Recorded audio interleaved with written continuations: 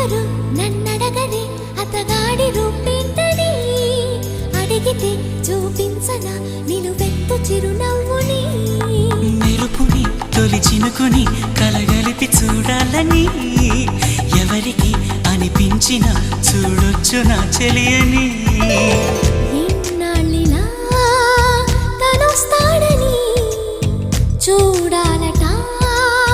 ప్రతి దారిని ఏ తోటలో తనందోనని ఎటు పంపను నా మనసుని